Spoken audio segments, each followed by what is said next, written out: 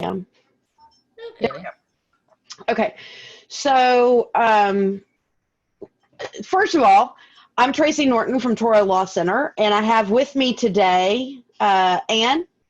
Yep. Hi, I'm Ann Nowak from Toro Law Center. And Lynn. And I'm Lynn Kramer from Toro Law Center, and I teach all kinds of trial classes, so I thought it might be interesting to share that with you guys. That's a good point. I teach law practice management often online like this in a Zoom classroom. I've been doing it for years. So if I can take anything from that and help everybody else, I'd be glad to. And then I teach first year legal writing in our hybrid program and also in our full-time day program. And I also teach advanced persuasion, which has always been completely online. It's a synchronous class. Sorry, I'm getting over the last thing, which is not coronavirus. So I'm not concerned about dying from corona. In fact, if I get coronavirus, I'll be ready for somebody to put me in the ground. Anyway, I teach advanced persuasion, which is a synchronous class completely online, and have for several years. So we've all got experience doing skills online as well as individual meetings online. So the first thing we're going to show you, Anne suggested, and I think it's a brilliant idea, is, well, I guess the first thing I'm going to show you is the share function. So down at the bottom of your screen, actually, let me make this better. I'm going to also do I'm going to do 2 recordings, I think. Whoops. I think I'm going to do 2 recordings. I think I'm going to do one, which is the Zoom recording, which is what Zoom generates. And then, yeah, I am going to do this other thing. And then I'm also going to do a screencast so you can see what I'm doing on the back end that's making the things on the front end happen. If you want to do screencasting and you've never done screencasting for your students to show them how to do things or something like that, Camtasia is running a free trial right now. I think it's 14 days. Camtasia is probably the easiest for my money of the screencasting things. And I'll show you in a little bit that the trying to do screencasting type things with Zoom gets a little dicey because the picture quality isn't that great, whereas the picture quality on Camtasia is very, very good. Okay. So that secondary recording has started. So the first thing I'm going to show you is how to use share. So at the bottom of the screen here, there's a share button. I click on that. And then I can choose of all of the things that I have up on my computer, I can choose which one I want. Now, we were just talking a moment ago before the video started about doing things on like a whiteboard type thing. And one of the options you have is a whiteboard. And so if you've got screen touching capabilities, screenwriting capabilities, you can use the whiteboard. Anyway, so I'm going to show you another function in Zoom. So I'm in my Zoom account and settings. I think this is where this is. Is that where it is, Ann? I can't remember. I set this up so many years ago. I know, I did too. It's on my home computer and my work computer. So there's all kinds of cool things that you can do through the settings. You can allow people to join before the host. You can use a personal meeting ID to schedule your meeting. Otherwise, when you schedule a meeting, it just assigns you a random ID. So you can you can use your personal ID to start. You can use your personal ID for an instant meeting. Password. Like the it personal. Might be worth sharing that I use my phone number as my personal ID, so nobody ever forgets it and can always find it. Oh, that's great. Yeah, I do too. I use my phone number as my personal ID because they're 10-digit numbers. So they assign you a random one. That's funny. I use the fax number from my old law firm It doesn't Oh, exist that is as a fun. fax number anymore, but I use it so I'll remember it. I don't, it doesn't look like it's in there. I can't remember where that is. I'm going to look at, okay, so that's not it. I'm going to look at profile. So you can see there, personal meeting ID, that's my cell number. So that's what it generates. And then also you can do a personal link that you can customize. That's easy for your students to remember. I think most of us have done that. Yours is Prof. Norton, mine is A. Nowak. Yeah, And mine's my Crames, because I'm known as Crames at the law school. yeah. Signed in device.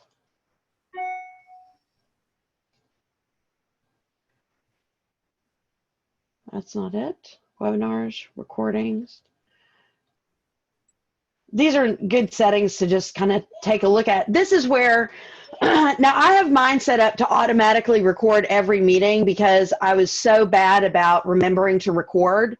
So now I just have it set up automatically, and I have mine recorded to the cloud rather than to my computer because I don't want to take up that space.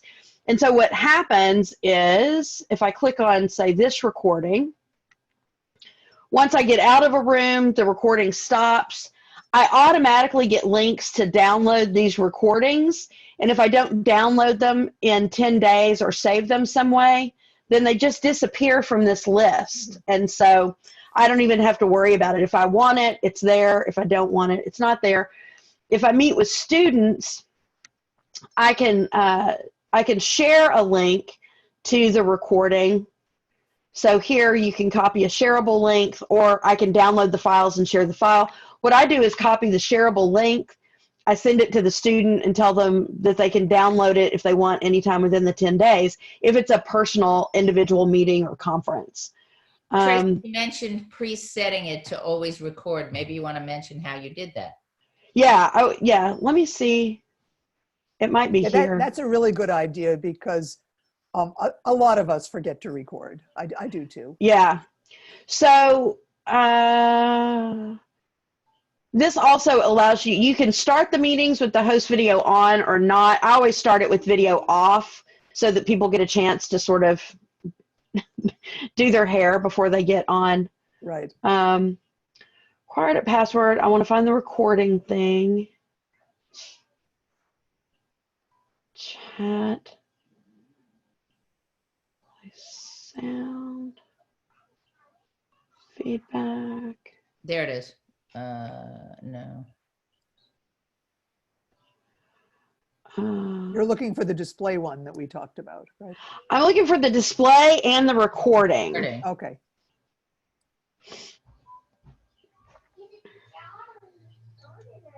Yeah, and this is interesting too. So there are these annotation tools. There's the whiteboard. So those are all good tools to use. Okay, this is something you definitely want to click. So you're going to click breakout room to allow you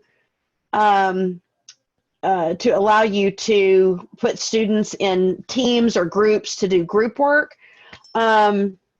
Yeah, I use that all the time for simulations. And this is something I've never used this. I might start using it. I don't know.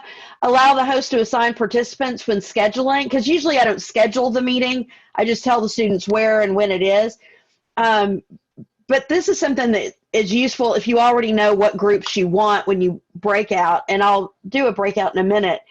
So let me mention, I teach a course in negotiations, and I can put the teams that are negotiating against each other in a separate breakout room.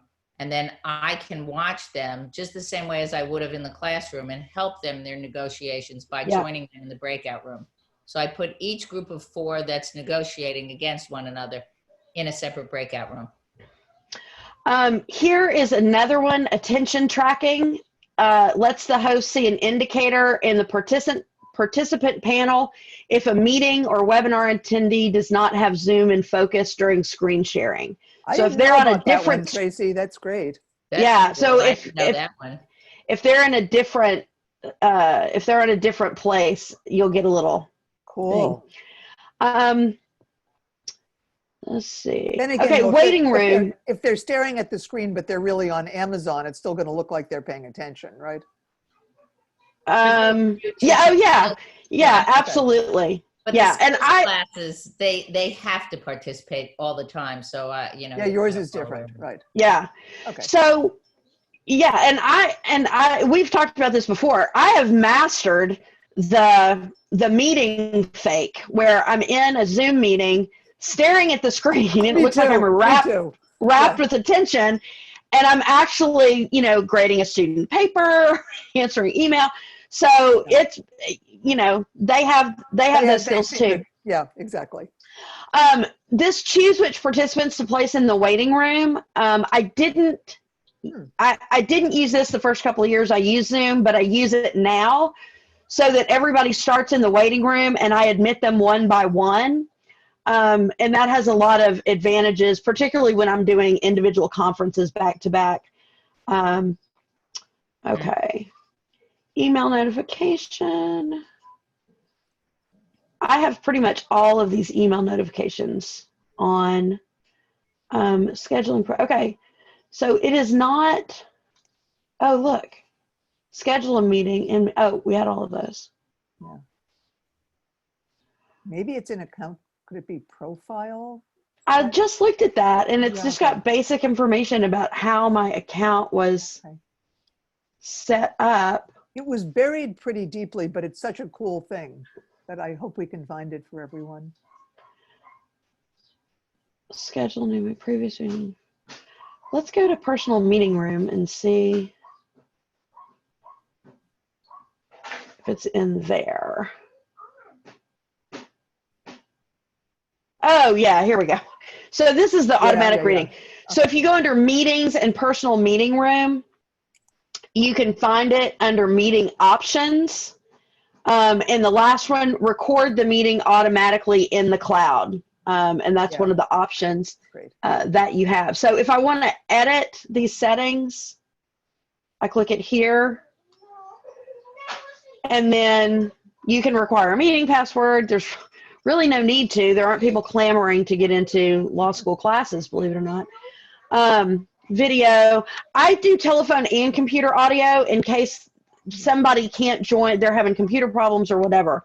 And then you've got these options. You can enable the waiting room, whatever. You can also set up an alternative host. So if you've got somebody from your tech department or library who's going to help you with this, you can put their email in there and that'll work. But this is where you click record the meeting automatically in the cloud. So I cannot find that thing that allows you, it's like a it's like beauty face on it's airbrushing Samsung phones. Yeah, and it's super nice. It clicks. If you play with it, it just kind of takes away some of the blemishes or wrinkles. Yeah, it makes you the best version of yourself on the camera. Softens you a little bit. Yeah. Or you can sit far enough away on a bad day. Okay. Yeah. Can I just say something about that for a second? For those of us who are not 20 years old anymore, there are a couple techniques to look better. One of them is to sit far away, but my favorite technique, prop your computer up. If you're on a laptop. Higher. Yeah. Higher. And if you make it lower, you get all this neck stuff. So if you you get shadow on your neck. So it actually, not even if you're older, if you're heavy, it's better. Prop the computer higher. Just a tip. You'll look younger and thinner and happier and more wide awake. We don't think any of the men teaching this will mention these points, but they won't mention it. But I taught this to a man who teaches online, and he was very grateful. A young guy who wanted to look like his thinner, better self, and he was very grateful. So there you go. Not just the women. Awesome. Okay. This is a thing that we just learned about recently. If you want to take attendance, now we take attendance, all three of us. We take attendance with screenshots, but you can also click on the usage reports and get a report on who was in the meeting and you can do attendance that way. And, if you're going to have to submit an attendance report to a central administration, this might be a better way to go. Yeah. I just use the screenshot and then I fill out the attendance report on Canvas. But this is another way to go. Anyway, so that's sort of the and by the way, if you didn't click it at the beginning, you can go back and everything that was ever on there will be on that report. Because I just found that out yesterday because I never used it either. We talked about that we weren't using it. And it turns out for all the meetings that you've had before, once you click it, all the past meetings will show up too. What's funny is I actually knew, it's coming back to me when I first taught on Zoom years ago now, I knew about this attendance report and then I totally spaced on it because I was busy, playing with my keyboard and doing screenshots. But yeah, this is way easier because you can have it in one place for the administration if they want it. Okay. Okay. So I'm going to stop the share. You see down at the bottom, you've got the, whoops. I don't need that. I just want to make one tip about share. Be careful, not for any of us, but for anybody watching. When you're sharing, a lot of people share from their desktop. Be careful what's on your desktop if you're doing that. You don't want weird pictures. That's all I'm saying. Yeah. You don't want to share things you don't mean to share. So yeah, I usually do because I frequently have, like my email screen up or whatever. And so what I'll do is before the meeting starts, I'll click on share to see what shows up in this window. That's what I do too. Just, not that any of us have anything we wouldn't want to share, but you know what I'm saying. Just Right. Well, especially since this is a home, since this is a home computer and other people may be using it, well, like there's true. I've got teenagers, there's no telling what's on the screen at any given time. Exactly. The other thing is, one of the things you can do is share in addition to showing your internet screen, or you can show a document if you want to go over a document. Anything. You can share anything that you can put on your screen. You can put. I share PowerPoints all the time. PowerPoints you can do. But if you're going to show something with sound or video, you got to make sure to click share computer sound. Yeah. Otherwise, they're not going to be able to hear it. I made that mistake and wondered why my students were telling me they couldn't hear something. And then optimize for full screen video clip helps with the clarity of what you're showing. See, I don't think it's clear as to where those things can be found. So maybe it's going to be clear on the second video, not the first one. So the second video, that's my screencast, you're going to be able to see this back end stuff is going to show. Oh, great. Okay. So it's not going to show on this one. So the back end. Speaking of PowerPoints, I have students do PowerPoint presentations all the time through this. All the students seem to be able to do it very easily. I think it's the professors who have more of a learning curve, but if you want to have students do PowerPoints. Yeah, this is a great opportunity, I think, to help students become proficient in using the stuff professionally. So here, I'll give you a couple of tips that I give students that you wouldn't think you'd have to say to people, but you do. And then Ann and Lynn, if you've got some. So I tell students, and usually I'll give them, we have a list at Toro of online like student expectations. I add to that, you have to be sitting up in a chair. I'm laughing because I had to tell one entire class you have to be vertical. Right. Because they'll all do it in their beds with their laptop like that. Correct. So I tell them you have to be sitting up, preferably in a chair, but obviously you don't have to as long as you're sitting up. You have to be sitting up. You have to be dressed in clothes. I don't want to see you in pajamas. I don't want to see you in your underwear as outerwear. Yeah, my rule is if it's acceptable for the classroom, it's right. In the school, it's acceptable absolutely here. Otherwise, you can't. Otherwise, no. Well, no. Okay, so I'm the quote liberal one in the group because my classes tend to meet at 8:00 at night and go till 10 or all kinds of crazy hours. And so I don't really care what they wear. I don't care what they eat. I don't care what they eat. Oh, I have a rule about that, which is if you're eating something and it's annoying all the rest of us, you have a submarine sandwich and you're stuffing your mouth. I'll usually send a chat to the student that just says, hey, could you take little bites of it? It's really distracting. Nobody's paying attention to me. They're watching you shove this thing in your mouth. Part of this would depend on the length of your class. So because Mine was 3.5 hours. So it was that are very long.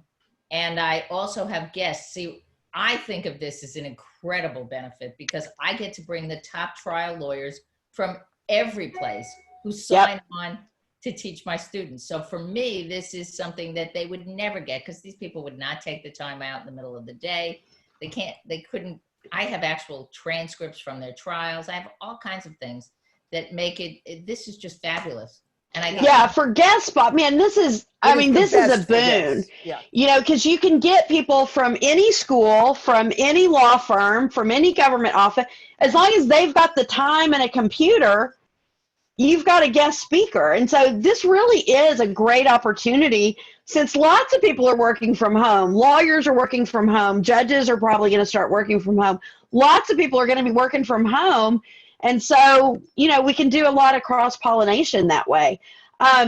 So those are mine with clothing. I'm trying to think if there's the other thing that drives me insane is that I tell them no side conversations. If you need to have a side conversation with someone, then you need to stop your video. And so in the upper corner of your video panel, you can click on the 3 dots and click stop video. And now my video is stopped, but my audio is still going. So their audio would be stopped also because it is super distracting to watch somebody having a conversation with somebody either on or off screen. That applies to their cell phone ones when you can't hear them and they're talking like this to somebody else. Yes, I tell them that's not, if you couldn't do it in class, I tell them, please don't do it. That's my general rule. If you can't do it in the physical building, don't do it here. Yeah, please don't do it here. Any other kind of tips that students might not think of without you telling them on sort of just decorum?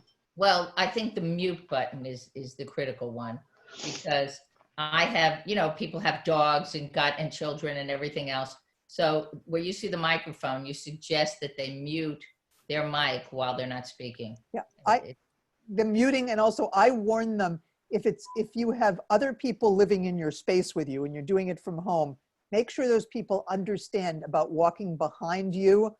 I have we've all had an embarrassing situation for somebody. I was not on a classroom, but talking to my father and brother, and my husband, he had a towel on him, but still came behind me and I saw it on the screen. So I tell my students, be very careful of this. Also, Tracy, you may remember this, the committee meeting where somebody in the summer came, a male with the bare chest. Yeah. Not a student, but anyway, so I tell my students, it's, again, if you can't come, whatever dress code is appropriate for school is appropriate for here. Go ahead. I think it's important that you set whatever ground rules yours are going to be. Because we're all different. It depends on the time of the class for me. My 3:30 to 6 o'clock class is very different from my 8 to 10s and what have you. So I do have different rules, and I would suggest that yours may differ depending on when and how long. Yeah, I have a very strict rule because of the way I teach my class. Students may not sign in from cell phones or tablets, but that's because I make them do writing. It's because I need them to see my documents. And I tell them, you can't be sitting in the car unless you get previous permission from me because there's some extraordinary circumstances. You don't want to miss class, but you had to go to the doctor. It was an emergency. Otherwise, I don't want them signing in from cell phones. They can't read my documents. And certainly when they're sitting in the car driving, I don't want them signing in. I'm pretty strict about that because I've had in the past, so many students who tried that. I will say I wasn't fortunate like you all to have the opportunity to have somebody explain to me how to do those things. And I never thought about setting ground rules. And I have had people in transit, which makes me nervous as heck.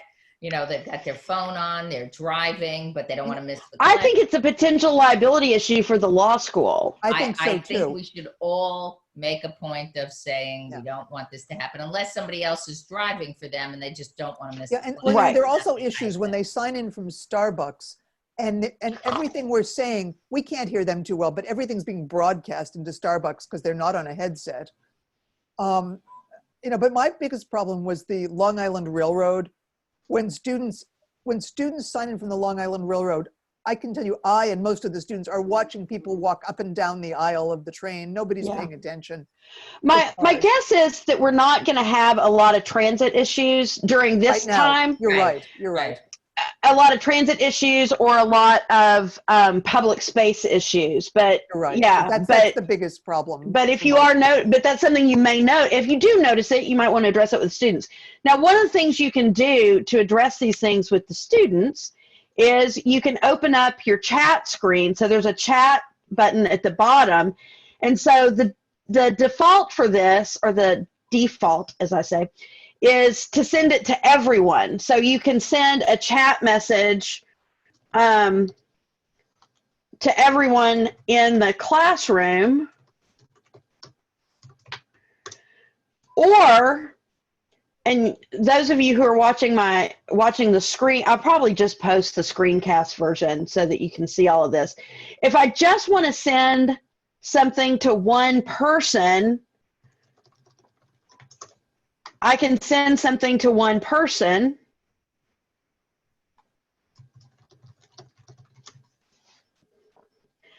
And they'll just get it privately. And so that way, you don't have to embarrass anybody.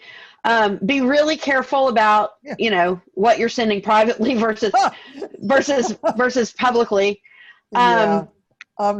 Because as Tracy and I both know from my little experience, one time I sent something privately, but somebody moments before sent a message to everybody. And when I thought I was sending something just to Tracy, in fact, it wasn't. It went to everybody, and it was vaguely embarrassing, but not horrible. I thought it was not embarrassing at all because it was about the shirtless guy in the committee meeting.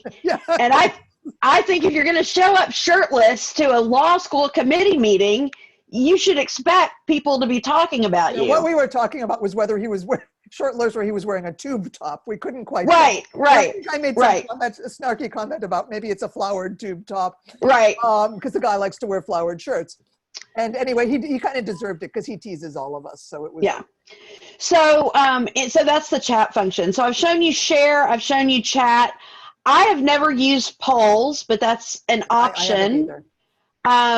If you have a student, I've used this sometimes. If you have a student who's having trouble getting into the room, can't figure it out, and they're emailing you or texting you, then you can send them, you click on the invite button, and on the screencast version of this video, you can see what comes up. So you can invite them by email. And so if I just send an email to them, or you can copy the URL or copy an invitation, but it sends them an email. And actually, yeah. So this opens up my Gmail and it populates it with all of the information about the meeting. So when they call in, though, it will not, as we all know here, the three of us, when they call in, you won't see their name. You'll only see the phone number. Yeah. So if they decide to dial in, then and do just the phone, which is an option, then yeah, you'll see a little box with the phone number. And so you'll need to ask them, who is, whatever, 516-669, and they'll tell you. So I just want to make a point about go ahead. Connections, because one of the things that this is going to be on short notice for many of you. And so students may not have wonderful connections. And so they can be going in and out and in and out. You have to be aware of that. You may freeze also. I have more than one where I teach. So I'm sitting in my office right now. I'm on a laptop. I have a desktop and I have a phone here. And I also have an iPad. So if God forbid something goes down, I always tell them in advance, if I go down, wait. You know, it's the same sign thing I out, say. Yeah. put everybody back in, don't leave, because that's going to be a problem. Connectivity does happen, bad weather, all kinds of weird things, and then you lose people. So let them know that if something goes down, they should stay there, and you will reopen the room. The other thing is some of them will not ever figure out that their connection is bad, and they have wasted class after class after class. I didn't discover that till the end of the first semester, when I finally said, it took you that long? I mean, I just, Yeah. I was an idiot. You know, you need to know if somebody's missing week after week because they're going in and out and their computer's not good, they have to see if there's another resource available to them. Yeah, Zoom is pretty stable. Adobe Connect, which we used to use, was not as stable. I'm finding Zoom to be pretty stable. Listen, but it can be their own home network. Yeah. It can, if they don't have adequate bandwidth. And so what I tell students who are, if they know they're having trouble, I tell them that we have different policies at Toro for snow days versus online classes. For snow day use, we're a little more flexible. We'll let them use a phone to do the video. We'll let them go to public space. We'll be a little bit more flexible about that stuff. But for a class that's, you know, when they sign up for it, they've signed up for an online class, they're expected to do it from a computer, to have some sort of backup. Right. But for this is more like, you know, now we have pandemic rules. And so one of the options I would give students is phone in. If you're having trouble, just use the call-in number. And if they can't find it, you can post it in the chat or you can email it to them. But one thing that I found is really important is to make sure students understand I can't be tech support during this class. And I may or may not have anybody to help me. Some professors have somebody who stands by because they're a little uncertain about how this works. But I tell them I can't spend the class troubleshooting your issues, which is why you want them to come in early, about 15 minutes early, make sure everything's up and running. But sometimes I'll tell students, listen, it's being recorded. You're free to go, or you're free to dial in on the phone, but we can't spend any more time on this. So literally, I won't spend more than 30 seconds on a troubleshooting issue. Yeah. And I also tell them, if you're having trouble, don't email and think that I'm going to respond when I'm in the middle of teaching a class, just because we're online. A lot of students seem to think that they can email me and go, Professor, I can't seem to get back on. Right. You know, I'm teaching. You know. Right. Another thing I want to show everybody with regard to the screen, because there's been some talk about like what can you do in an online class. So two things I want to show you. The first one is up in the upper right-hand corner. I have mine on speaker view right now, and there's a button next to that. Whoops. Sorry. If I click on that, then I get the speaker view. What I had was the gallery view.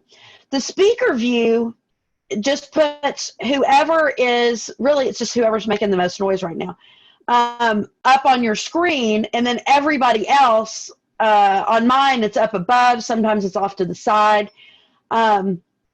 So you can change that. And then if you click on it again, it'll go to gallery view, where everybody has the same size little window. Go ahead, Lynn.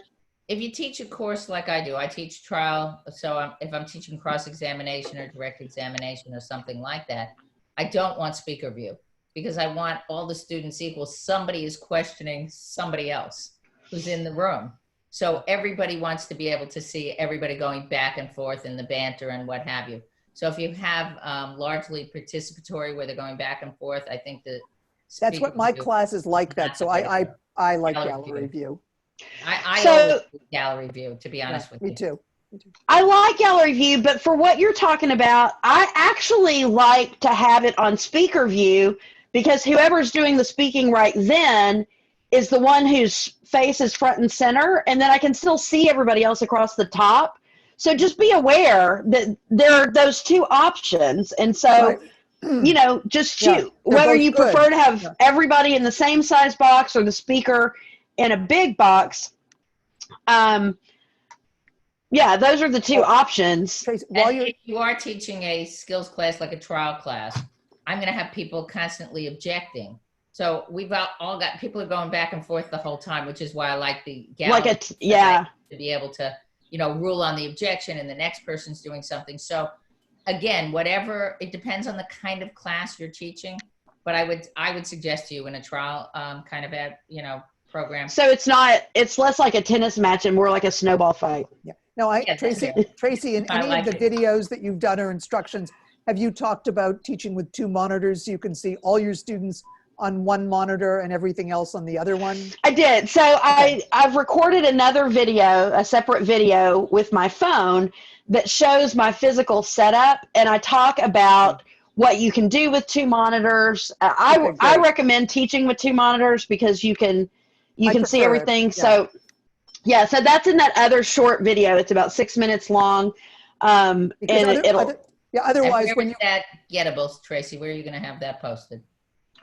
So I'm gonna, I'm not really sure. For the Legal Writing Institute, I'm going to post it on the listserv. I'm probably also going to take these videos and post them on our faculty list. That's good. I would think for Toro, it would be, so many people are unaware of a lot of this. Yeah. So if you could just send an email out and say it's been posted wherever you post. The other thing is, I just talking about the videos that you produce, what I do with mine, and you don't have to do this, you can take the videos, download them as MP4s, and then post them wherever. Yep. You can just post the link and people can access them. Yep. What I do, though, I download them as MP4s, and then I upload them to YouTube. Yeah, I've done that also. Yeah, as unlisted videos. And so it's important, if you don't want everybody in the world looking at them, that they're unlisted, so only people with the URL can do them. Yeah. And so those videos are a little bit, I find that students have less trouble with them. They're easier for me to post. And so, for example, after this is done, I'll download it, I'll upload it to YouTube, and then post it. And then I don't have trouble with, is there enough, do people have enough memory in their email or whatever? It's just a link. And unlike the Zoom link, it doesn't expire after 10 days. So it's just there indefinitely. So I use YouTube for that. Okay, the other thing I want to show everybody is breakout rooms. So at the bottom of the screen, if you have to toggle the breakout room switch in the settings. And then once you toggle that and you click on it in the bottom of your screen, it pulls up a screen that says create breakout rooms. And it asks me, I've got 2 participants, how many rooms do I want? And do I want them to go automatically or manually? So if I want, to put them in 2 rooms, then I click create rooms, and it'll automatically create those rooms and assign people in them. So if I don't care who's in what room, I just want groups, then I can do it like that. If I don't want to do it like that, and I want to do it manually instead, then it gives me an option for a breakout room, and then there's an assign button next to that, and I can assign people to the individual rooms. Again, if you're watching the Zoom generated video, you're not going to see this screen I'm talking about, but if you're watching the screencast video, you will see this screen. So what I'm going to do real fast is open all the rooms, and then Tracy, if you're watching on your screen, the ability to do the breakout room only shows up when you're the host of the meeting. Yes. Yeah, right. So right. We can't see it. Tell me about it. I'm watching and I don't see it, but it only shows up for the host. Yeah.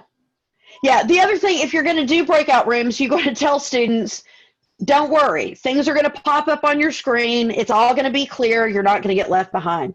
So I'm going to click open all rooms. And now Ann and Lynn are going to get an option to go into their breakout room. So if you guys would go into your breakout rooms for a second.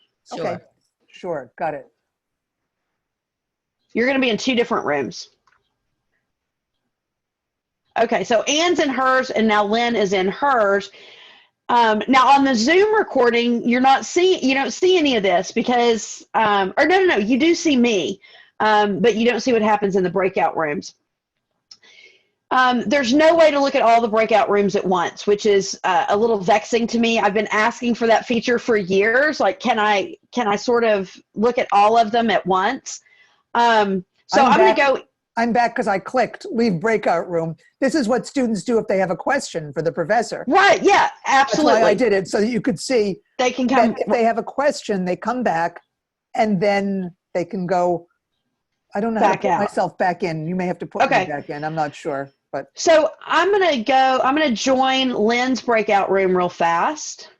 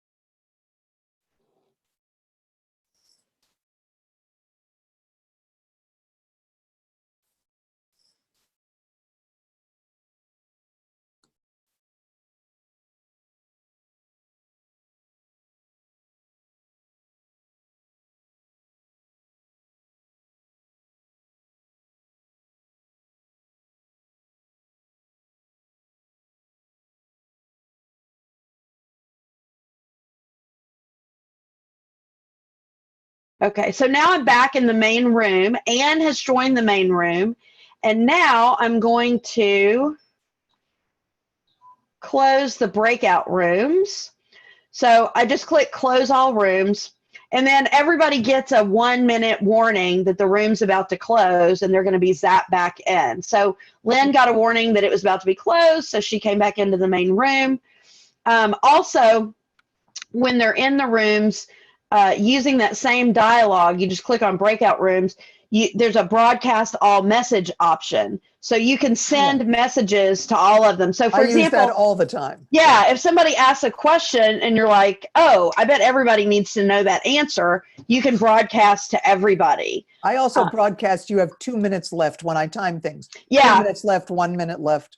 Because the auto timer is just 1 minute always. Right. I do want to say one thing. It's because I made this mistake once.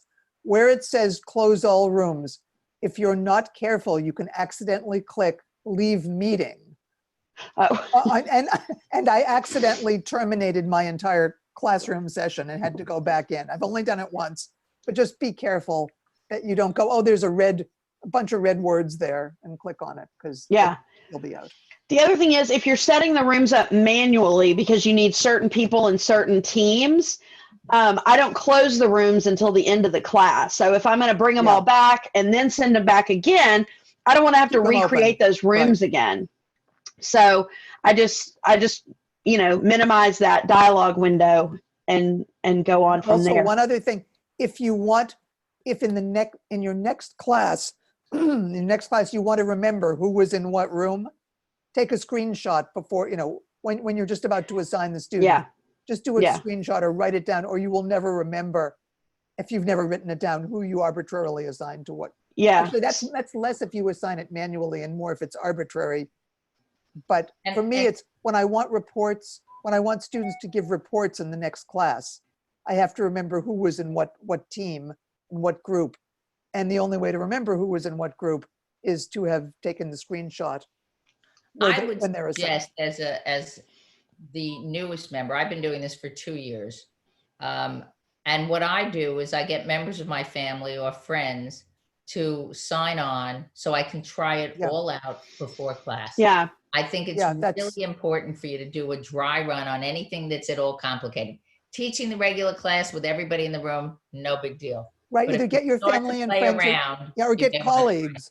If there are few of your friends who are trying to do the same thing, just all jump in together and work it out together. Yeah, but you really don't want to try for the first time in class. At least that's my recommendation. No, I agree. You want a sense of comfort yourself. Yeah, it's not hard at all, but try it first just to make sure you know what you're doing. And by the way, I did that entirely when I started teaching on Zoom. I have sons who live in the city and people who live all over, and I made my husband sign on from one computer, my boys from another one. I actually did it. I would know exactly what I would look like, how things would appear, Mm-hmm. And the other thing, which we didn't mention in general tips. So the beauty of this is that for me, my school has allowed me to teach instead of in New York from Florida during the winter semester. But what you need to make sure of is that you don't have bright sunlight. Oh. I mean, I made a point because when I'm really being bitchy, I'll let them see the palm trees for a little while, just, to irritate everybody. But you do want to be a little bit careful about the lighting behind you, et cetera. And you'll see in my office, they're seeing the shelves and there's just a little bit of the bright light coming in. That's why I have this curtain behind me. What's out there is my front yard with light that comes streaming in, and then nobody can see me because it backlights me. I also have a green screen. Right now, I'm too lazy. I was too lazy to put it up today. But if you have a green screen, you can make it look like you're sitting in your office. I took a picture of what's behind me in my office. I can put that on the green screen. You'll never know that I'm really at home. Oh, that's awesome. Yeah. So there's one last, the one thing that you also might want to tell the students is make sure that they don't have all that ambient light coming in. And also that it's not too dark because I don't know. I find it very depressing to see somebody sitting in a darkened room I hate that. Yeah. Well, if you look at all three of us, I mean, we're very visible. We've done it different ways, but we're all quite visible. Yeah. I'm very comfortable where I am in my office and I don't have to put up other things. Yeah. Everybody does it but you do want to have the correct lighting. Yeah. One other thing, Lynn, what you were talking about with having members of your family tested. If you don't have anybody to help you, but you have other email addresses and other devices, I have actually tested it using my cell phone on Zoom with one email address, my private one, a tablet with a different one, my laptop with another one, a desktop. I mean, you can make yourself into, if you have enough email addresses, 3 or 4 or 5 people, and then assign yourself. It's kind of fun. Actually, it's very. Was that an admission that you don't have any friends in? I know. That's what I don't. Here's what it is. When you're doing it at 2 in the morning, and I'm your friend. Yeah, but you're not. Why don't you say you're awake at about 1 or 2 in the morning? I'm sometimes awake. Yeah. Okay, so the last feature I want to show you is the participant panel. So at the bottom, you can click Manage Participants. Yep. And you have several options. And so the screencast version of this video shows the listing of the people. It gives some options that you can show they can show on the screen. So if I want to ask everybody a question, for particularly if I've got a large class, you know, who agrees that this is the amount for damages, then they can all click, you know, there's a yes button. There's also a thumbs up. And then these are some other ones. There's the need a break button, which if you've got a long class can be helpful. I always forget breaks. I always forget. Like I'm usually having a good time. See, and that's why I'm very different. I program them in. I tell them we're going to take a break, but roughly at this time. I've started doing that because I'm so bad about remembering. And then the other one is away. If they're going to go away, I have them click the away thing to, you know, let me know what's going on, that they haven't, you know, they haven't just stopped. You can mute their mics for them if they haven't done it. Yeah. You know, because they could be annoying without. So you just do it. Yeah. The other thing you can do. One person who doesn't mute and there's a barking dog in the background or something. You can also make somebody the host. You can make them a co-host. You can put them in a waiting room. For conferences, if a student comes in early and I'm still conferencing another student, I'll admit the student into the room, and then when I'm sure they can hear me, it takes a second, I'll say, don't go anywhere. I'm going to put you in a waiting room so that the minute we're done with this conference, I can bring you back into the room. Whereas if they go somewhere, you may sit around waiting for them to come back. And so I tell them, hold on, I'll put you in a waiting room. I'll bring you right back. So those are some of the options there with managed participants. Also with the chat function, in addition to the chat itself, you can upload files through the chat function for everyone or just one student. It's pretty easy to do. You just, I'm choosing a file here now, and I'm gonna upload it. Oh, well, for some reason it disconnected. Oh, no, there it is. It didn't. Yeah, I'm not seeing it on my end. For some reason, it's not letting me do it right now. I don't know why, but there's I've done it before too. I know a network issue, but it's simple to do, and if it doesn't work, you just keep trying. Okay, so we have about 10 minutes. So, Lynn, 5 minutes. Anything you didn't get to say that you think is helpful? The first thing is relax. Okay, this should be nothing different than what you ordinarily do. To me, I mean, the first time I did it, I said, oh my God, how's it going to be? What's going to be? And what it is it's exactly like teaching. If you're a good teacher in person, you're going to be a good teacher online. Are there some things that will be a little bit different? Anybody who teaches things that involve advocacy, you cannot intimidate a witness the same way as you might have if you were teaching in person. You know, when I examine somebody and I can go right up in their face, that's not there. So there's certain small differences, but I would tell you this, the ability to bring in top people, the ability to accommodate anybody, the ability to meet with people. And by the way, all of us can arrange to meet with our students at any given time. It's the best way to have, you know, meetings when you're busy at other times. This is fabulous. So if you need to meet with students, make yourself available. I have to tell you, I think Zoom has been just a wonderful addition for me and most of my students who were afraid. And by the way, some of them are as intimidated as you may be. It's not just because we're a little bit older and they're more computer savvy. They're a little bit nervous about doing this.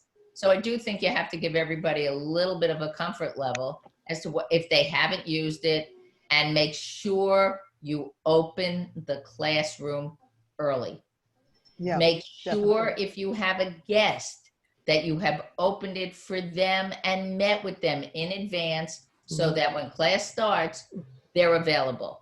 Everybody needs a little practice run. I always open my room 15 minutes before class starts. Me too. You know, just some basic, really silly things. but I think you're going to love this. I think you're going to be, you know, you're going to be loath to commute some days when you know this is available to you. I'll just piggyback on the meetings with students. I actually prefer now, and I tell students this, I'm happy to meet with you in person if that's what you prefer, but I prefer a Zoom conference. And the reason is I can put their document on the screen. I can go through it, put the comments on, because I do live critiquing. So I can put the comments on it as I go, just like I do in the office, but they can see it right in front of them instead of looking at the screen across my desk. And then they get a recording of it. And so, you know, if they don't remember something I said or why I said it, they've got the recording and they can go back through it. So I think Zoom conferences are far superior. In addition, my students have requested, and I now do, Zoom office hours while I'm doing my regular office hours. So I have regular office hours where I sit in the library for 2 hours, but I also have my laptop open with Zoom going in case somebody wants to come in from Zoom, because sometimes some of them go home, especially the moms with kids who've got to get home at 3. They'll come in on Zoom, and so I'm just there for office hours. So, Ann, 5 minutes. What are your? I'll be even shorter. Okay. Two things. One is, if you're teaching a long class, my classes have been 3.5 hours. Make sure, for your sake, you take mini breaks, that you actually get up and stretch, because it's very different teaching online, staring at the computer. You don't get up and walk around the same way. Well, I guess you could, but most of us don't. Because we just have a computer in front of us. We don't have a fancy recording studio. So just mini breaks, make everybody get up, 30 seconds, 10 seconds, doesn't matter, or else your shoulders and back are going to start freezing up on you. Also, for anybody, in addition to teaching the law practice management class, I'm the director of the Writing Center. So when we're closed, I have 3 teaching assistants, they're students. They know how to go onto Zoom. We have a Zoom account set up for them, and we operate the Writing Center. So for anybody who's a writing specialist, not teaching legal writing, but one-on-one conferences in a writing center situation, all of that can be done on Zoom. Whatever you can do in school, you can do on Zoom. I forgot, but I think this is really important. If you are teaching from lecture notes, you have to set yourself up in a way that you can look at them and still be able to teach, you know, so everybody can see you. You don't want to be looking down like this. So I always look to see, I put my laptop, and as I said, I have a desktop as well, but I like using my laptop because I put it on a stack of some books, so it's up there. And then I may have a chair next to me if I'm sitting, and that's the easier way to do things, where my lecture is, or it might be in my lap and the students can't see. I do mine. I have yoga blocks. I have purple yoga blocks that I don't use for yoga.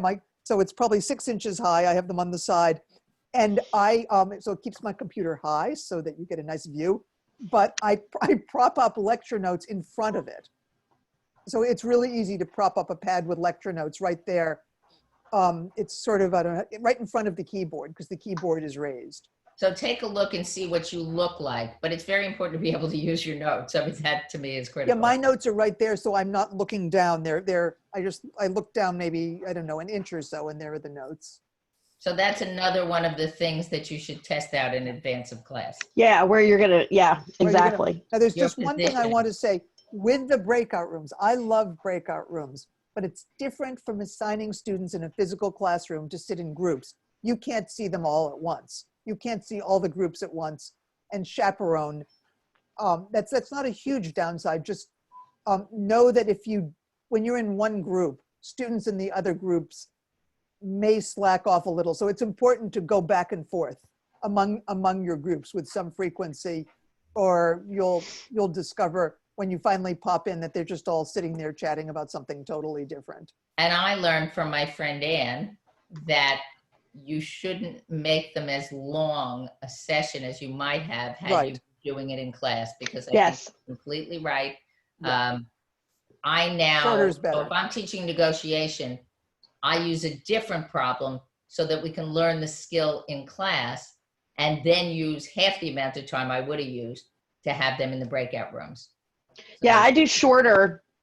Like I'll take a a team project or a team activity that may take 10 minutes or 15 minutes in the classroom, and I break it into smaller bits. And so I'll have them, okay, do this part, then come back and report. Now we'll go back and like that. It's really true. Online, I've discovered even the way I teach, I don't go on and on. I break everything up into little tiny bits, 5 minutes, 10 minutes. I mean, no task that I do is ever more than 20 minutes, not for students in the breakout room, but when I'm talking modules of teaching, because they get bored. I shake it up. I'll do a little bit of talking, then I'll do a little bit of interaction, a little bit of breakout. I switch it up way more than I do I switch it in the regular classroom, but online you're going to lose them. They're all going to be shopping on Amazon or looking on Facebook or whatever, Instagram, and you won't know it because they're looking at you and smiling and you have no idea that they're not paying attention. I require the participation. I agree with what Ann says. My speaking is much more limited. I'm asking questions. My classes are small, so I know that I'm never going to have more than a dozen people. And I'm pointing and I'm asking, and everybody's got to stay on top of things. Oh, yeah, that's the other thing with pointing. I've done that where I've made the mistake where I point or I look at somebody and I assume that if I don't say the name, that the student will know. Don't do that. They have no idea who you're looking at. You have to say, come on, Maribel, what do you think? You have to announce, but you can keep them interested by making them much more part of the class. And remember, everybody's the same size. Nobody can hide in the back. Nobody's in the back of the room. Everybody's it's just really important to force them to focus because it's easier for them to tune out when you're online. But that being said, it's more fun for you too, to switch around the tasks. You don't get bored either. So that's it for me. Okay, I'm going to stop the videos. See? And then for the record, say thank you. Whoops, hold on. Save and exit, produce. Still recording, it says. It is. I stopped the screencast, and now I'm going to stop the regular recording. Well, hope it was helpful, Tracy. Always a pleasure. Yep, absolutely.